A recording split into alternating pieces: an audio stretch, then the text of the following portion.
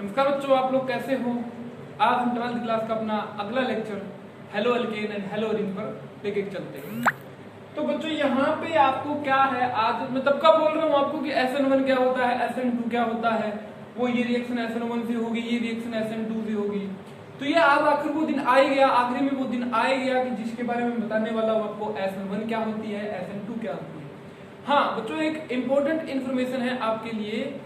Information ये है कि आप अपने प्रिंसिपल सर को या फिर मेरे वीडियो पे लाइक करके या फिर नीचे कमेंट करके बताएं कि जो मैं पढ़ा रहा हूं वो आपके समझ में आ रहा है कि नहीं आ रहा।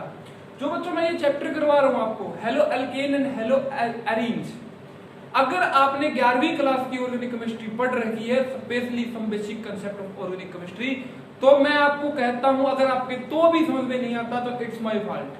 अगर आपने 11th क्लास की केमिस्ट्री ऑर्गेनिक केमिस्ट्री का पहला चैप्टर नहीं पढ़ा हुआ है और आप मेरे को बोलते हो कि ये 12th क्लास की ऑर्गेनिक आप हमको समझा दो, तो बच्चों ये मेरे बस की बात नहीं है। क्यों, आपको बोल चुका हूं ऑर्गेनिक आपस में कनेक्टेड होती है। अगर आपको ऑर्गेनिक सीखनी है तो बच्चों 11वीं क्लास की ऑर्गेनिक आपको पढ़नी ही पड़ेगी, या फिर आप इस ऑर्गेनिक को रट लो। तो आपको मैंने बोल दिया बच्चों, जो some basic concept of organic chemistry है वो आप पढ़ो। उसमें अगर कोई दिक्कत आती है तो मेरे को बताओ, मैं आपके सामने खड़ा हूं। अगर आप चाहते हो कि सीधा हम आएंगे क्लास में, 12वीं क्लास में हो गए, 12वीं ऑर्गेनिक केमिस्ट्री पढ़ेंगे और पेपर को पास कर देंगे, तो बच्चों मैं कहता हूं आप कभी भी ऑर्गेनिक केमिस्ट्री सीख नहीं सकते, आप केवल रट सकते हो उसको। हाँ, तो अब बच्चों आप मेरा फीडबैक दो अपने प्रिंसिपल सर को। फीडबैक में क्या बोलना है वो आपकी मर्जी है, बट इस बात का ध्यान रखना, आप इस जो चैप्टर करवा रहा हूं इस पे जो आप स्टेटमेंट देते हो उससे पहले अपने आप को ये कंफर्म कर लेना कि आपने 11वीं क्लास की ऑर्गेनिक केमिस्ट्री पढ़ी है या नहीं है। अगर नहीं पढ़ी है तो इस चैप्टर के ऊपर आप मेरे को ये नहीं कह सकते कि आप बढ़िया नहीं पढ़ा रहे। क्यों? क्योंकि आपको अगर वो पीछे वाला नहीं आता है तो बच्चों आगे वाला मैं कैसे करवाऊं। बार बार वो पीछे वाली चीजें आती है, तो आप मेरा पिछला चैप्टर देख सकते हो, कोऑर्डिनेशन केमिस्ट्री एंड इलेक्ट्रोकेमिस्ट्री, उसके बेस पे डिसीजन लो और अपने सर को बताओ कि कैसा पढ़ाता हूं। अगर बढ़िया लगता है तो बच्चों आपके साथ बना रहूंगा, अगर आपको ही बढ़िया नहीं लगता तो क्यों आपका टाइम खराब करूं और क्यों मेरा टाइम खराब करूं बच्चों। चलो आप शुरू करते हैं बच्चों। SN2 का क्या मतलब है? S का मतलब क्या होता है बच्चों? सब्स्टिट्यूशन।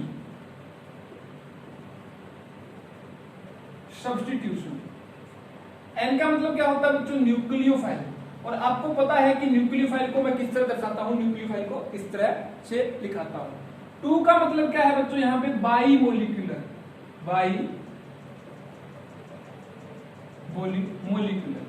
तो बच्चों इसका पूरा नाम बोले हमें SN2 रिएक्शन, तो by molecular substitution nucleophilic reaction. मैं न्यूक्लियोफिलिक और बेस में अंतर बता चुका हूं बच्चों। दोनों के पास क्या होते हैं? इलेक्ट्रॉन पेयर होते हैं या फिर नेगेटिव चार्ज होता है। तो न्यूक्लियोफाइल बच्चों करता क्या है? मैं हर एक कोशिश करता हूं बच्चों, जहां तक बता सकूं वहां तक आपको बताता हूं। बच्चों न्यूक्लियोफाइल क्या करता है? न्यूक्लियोफाइल हमेशा कार्बन के ऊपर अटैक करता है। और बेस क्या करता है बच्चों? बेस H पॉजिटिव को एब्स्ट्रैक्ट करता है, निकाल कर लेकर भागता है। तो बच्चों इस रिएक्शन का पूरा नाम क्या हो गया? SN2 या फिर न्यूक्लियोफिलिक सब्स्टिट्यूशन बाइमोलिकुलर रिएक्शन या फिर बाइमोलिकुलर न्यूक्लियोफिलिक सब्स्टिट्यूशन रिएक्शन। जैसा आपको सही लगे, जैसा आपको याद हो वैसा आप याद कर लो, परंतु ये जरूर याद रखना SN2। ठीक है बच्चों। तो अब एक जनरल रिएक्शन लेते हैं बच्चों। क्या रिएक्शन लेते हैं?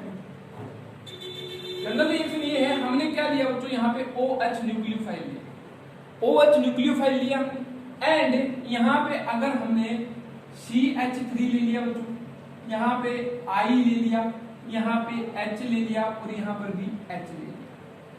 अगर ये रिएक्शन करता है तो मैंने आपको पीछे भी करवाया था, अगर बच्चों कोई स्ट्रॉन्ग न्यूक्लियोफाइल होता है वो क्या करता है? लिविंग ग्रुप को आसानी से बाहर निकाल देता है। अब लिविंग ग्रुप भी बच्चों मैं बता चुका हूं आपको कौन सा अच्छा होता है कौन सा बुरा होता है। प्लीज 11वीं क्लास पढ़ो, और मैं पढ़ा रहा हूं बच्चों, कोशिश करो साथ साथ पढ़ने की, ठीक है? वरना कोई भी ऐसा टीचर नहीं है आपको, अगर 11वीं क्लास आपको नहीं आती ऑर्गेनिक केमिस्ट्री की।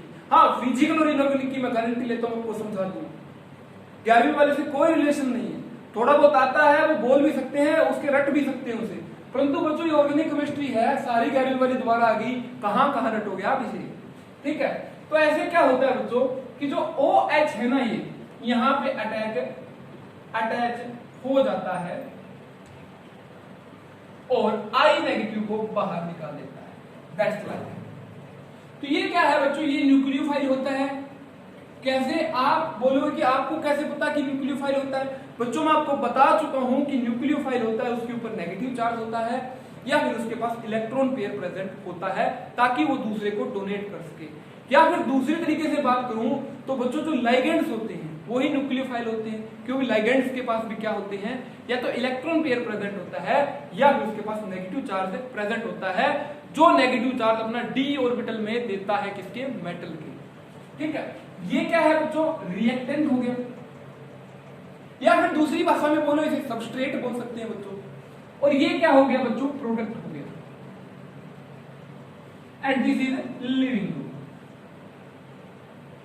तो बच्चों यहां पर एक नोट करने वाली बात है। वो नोट करने वाली बात क्या है कि आपने देखा कि लिविंग ग्रुप इस साइड है बच्चों यहां पे, और OH इसके बिल्कुल अपोजिट में लगा है। देखो यहां से भाई, अगर OH यहां से अटैक करे और इसको बाहर निकाले तो भाई OH यहां लगना चाहिए था बच्चों, पीछे क्यों लगा? तो बच्चों यही SN2 की एक स्पेशलिटी है कि जो न्यूक्लियोफाइल होता है ना, न्यूक्लियोफाइल का मतलब OH नेगेटिव, या फिर बोले हमें जिसके पास इलेक्ट्रॉन पेयर प्रेजेंट हो या फिर नेगेटिव चार्ज प्रेजेंट हो, वो क्या करता है कि वो पीछे से अटैक करता है। पीछे से अटैक क्यों करता है, इस बात पर हम पूरा डिस्कशन करेंगे कि पीछे से ही क्यों अटैक करता है। वो क्या करता है बच्चों, यहां पे ऐसे अटैक करता है और यहां से आई को निकाल देता है, और यहां उल्टा मतलब आई के उल्टी साइड में ये क्या लग जाता है, तो इसको बोलते हैं बच्चों इन्वर्जन। इन्वर्जन का मतलब उल्ट जाना। तो पहले तो बच्चों जो लिविंग ग्रुप था इस साइड था, रिएक्शन होने के बाद में जो नया न्यूक्लियोफाइल लगा है या फिर न्यूक्लियोफाइल लगा है वो अपोजिट साइड है। तो बच्चों इन्वर्जन होता है इसमें। इन्वर्जन का मतलब उल्टा होना। यहाँ पे देख सकते हो आप, ये आई इस तरफ है बच्चों और OH यहाँ पे आकर अटैक हुआ है, और ये OH यहाँ पर अटैक हुआ है, इसका मतलब ये इस साइड है और ये इस साइड है, तो ये उल्टा है। तो बच्चों इसको बोलते हैं इन्वर्जन, या फिर हम बोले इस चैप्टर के हिसाब से, या फिर जिस आदमी ने इसे डिस्कवर किया था तो इसे बोल देते हैं बच्चों वोल्डन इन्वर्जन। ये बात समझ गए। अब इसके मैकेनिज्म की बात करते हैं बच्चों, मैकेनिज्म क्या होता है, क्योंकि बहुत ज्यादा इंपॉर्टेंट रिएक्शन है तो इसका मैकेनिज्म देखना पड़ेगा, हमें समझना पड़ेगा, और इसके मैकेनिज्म में क्या क्या चीजें यूज होती है वो भी देखनी पड़ेगी।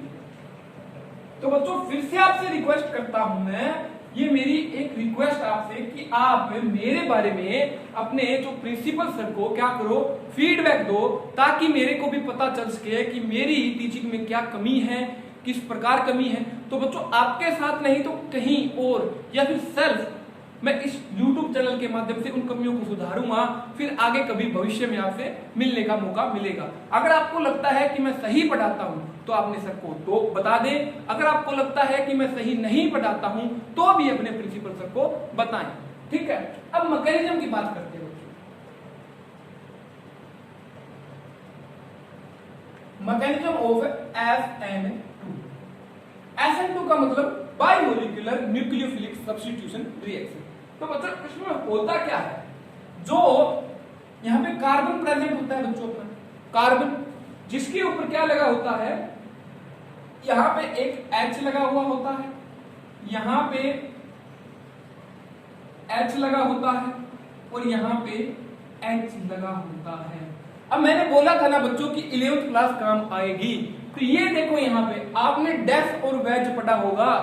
डैश क्या होता है और वेज क्या होता है। वेज का मतलब अगर कोई कार्बन यहाँ पे प्रेजेंट है बच्चों, तो उसका आपकी तरफ कोई भी बॉन्ड बनकर आ रहा है, सॉलिड बॉन्ड, ये सॉलिड बॉन्ड होता है बच्चों, क्योंकि इसके बीच में ये डैश दिया हुआ ना, आपकी तरफ अगर कोई बॉन्ड निकल कर आता है तो बच्चों उसे बोलते हैं वेज।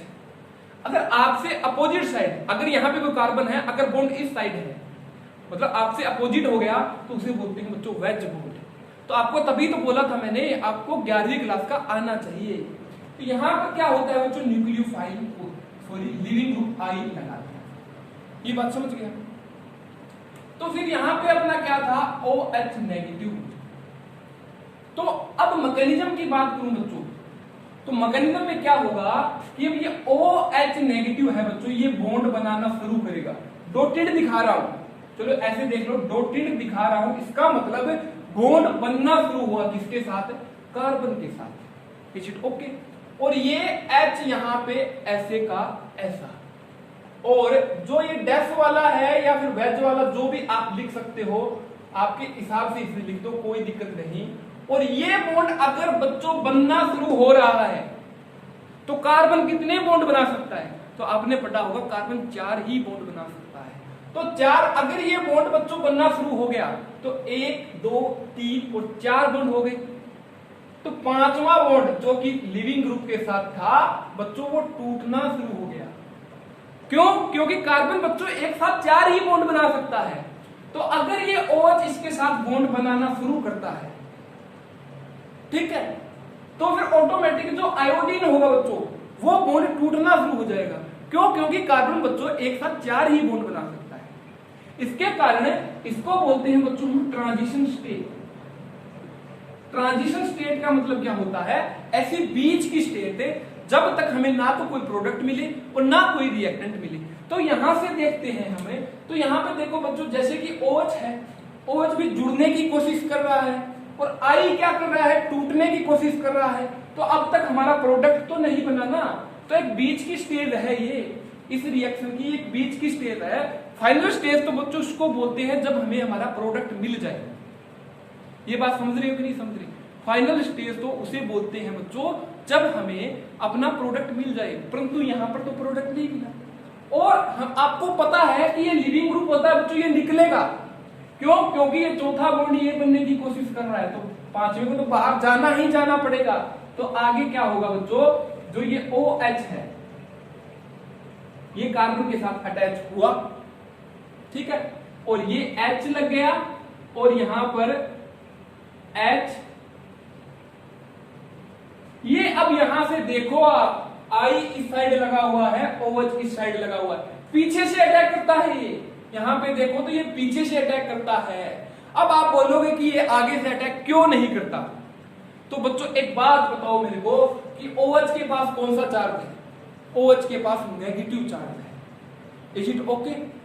और आयोडीन की बात करूं मैं, तो आयोडीन के पास बच्चों 6 इलेक्ट्रॉन होते हैं। टोटल कितने इलेक्ट्रॉन होते हैं बच्चों? 2 और 7, क्योंकि इसका आयोडीन नीचे आता है इस लाइन में। फ्लोरीन की बात कर लेते हैं एक बार, फ्लोरीन के टाइप का ही होता है ये। 2 और 7 इलेक्ट्रॉन होते हैं बच्चों, 2 और 7 इलेक्ट्रॉन होते हैं। तो यहां पर I नेगेटिव निकलना है या F नेगेटिव निकलना है, तो बच्चों 6 इलेक्ट्रॉन इसके बाहर प्रेजेंट होते हैं। आउटर मोस्ट शेल देखोगे इसकी, तो 6 इलेक्ट्रॉन बाहर की तरफ प्रेजेंट मिलेंगे आपको।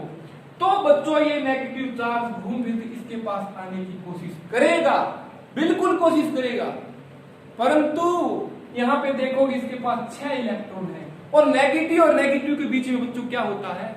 रिपल्सन होता है। दोस्ती नहीं होती इनके बीच में, ये दुश्मन होते हैं एक दूसरे के। तो ये नेगेटिव, ये इलेक्ट्रॉन के ऊपर जो नेगेटिव चार्ज है बच्चों, वो बोलेगा तू भाग यहां से, तो ये इसको भागना ही पड़ेगा, वापस आएगा और ये क्या करेगा? पीछे से अटैक कर देगा। तो बच्चों इस रिएक्शन को हम बोलते हैं SN2 रिएक्शन। ओके, अब और समझते हैं बच्चों SN2 में क्या होता है, किस प्रकार होता है। तो अगली बात करूं बच्चों मैं, तो आपको मैं बता चुका हूं वैसे भी कि इन्वर्जन होता है इसमें। इन्वर्जन का मतलब उल्टा होना। उल्टा किस प्रकार होता है, क्यों होता है? तो बच्चों उल्टा होने का कारण भी है, क्योंकि आयोडीन होता है, फ्लोरीन होता है, कोई भी लिविंग ग्रुप हो उसके पास इलेक्ट्रॉन पेयर तो मिले ही मिलेगा। इलेक्ट्रॉन पेयर मिलेगा, न्यूक्लियोफाइल के भी ऊपर क्या होता है? नेगेटिव चार्ज होता है। तो वो नेगेटिव को रिपल करेगा और दोनों आपस के एक दूसरे से दूर भागने की कोशिश करेंगे। तो अब इसकी ग्राफ की बात करता हूं बच्चों, ये भी एक इंपॉर्टेंट पार्ट है बच्चों, ग्राफ, ठीक है।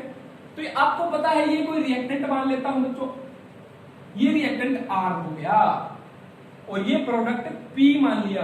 तो रिएक्टेंट R के ऊपर क्या चीज थी? हमारे पास ओनली रिएक्टेंट था। रिएक्टेंट क्या था बच्चों? हमारा CHHI, यही था रिएक्टेंट अपना, ठीक है। तो OH यहां पे ट्रांजिशन स्टेट का मतलब वहां पर दोनों बॉन्ड, एक बॉन्ड लिविंग ग्रुप वाला तो टूटने की कोशिश कर रहा था और दूसरा बॉन्ड क्या कर रहा था, जुड़ने की कोशिश कर रहा था।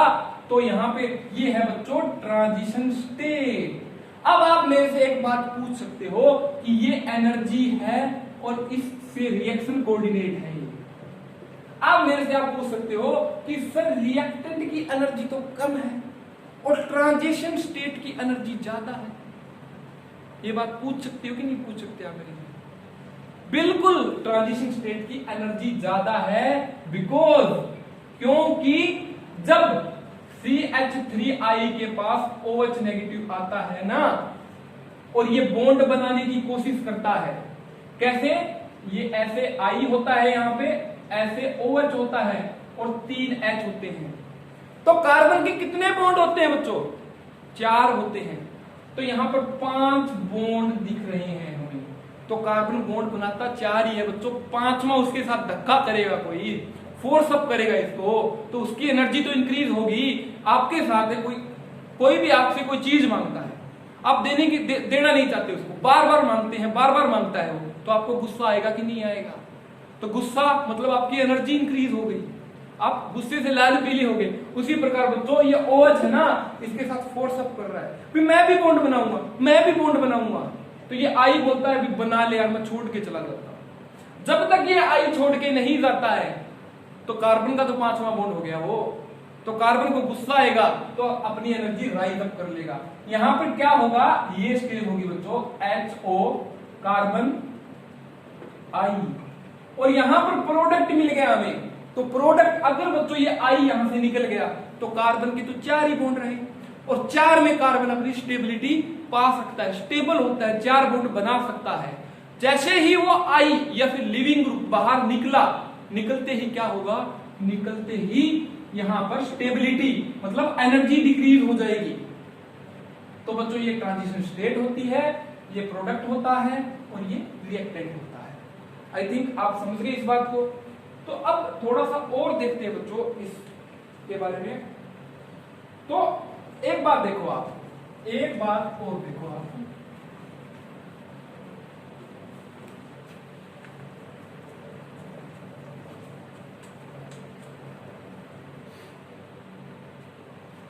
ये सिंगल स्टेप रिएक्शन होती है, सिंगल स्टेप रिएक्शन।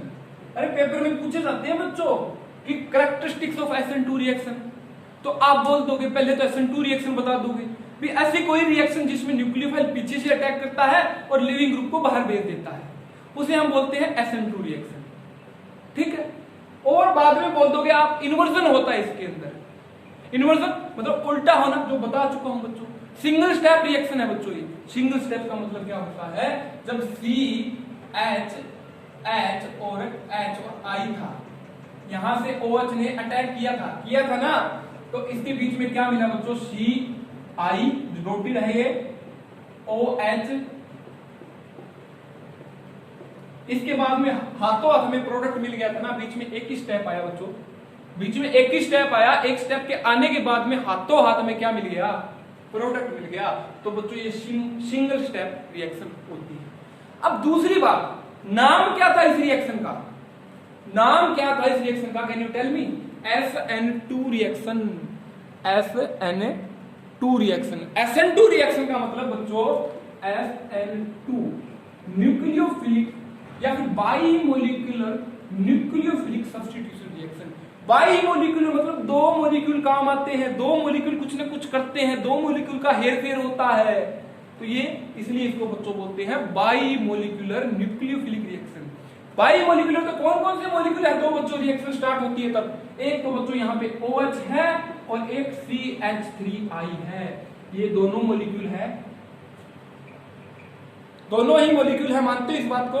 तीसरा तो ये बीच में तो ट्रांजिशन स्टेट थी बच्चों, ये तो बाद में बनी है और ये प्रोडक्ट बाद में बनता है, पहले शुरू में 2 ही है।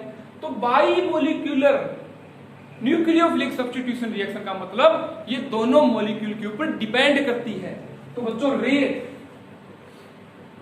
रेट की बात करूं तो K into nucleophile and CH3I, अब रेट का मतलब क्या होता है बच्चों? रेट का मतलब होता है स्पीड।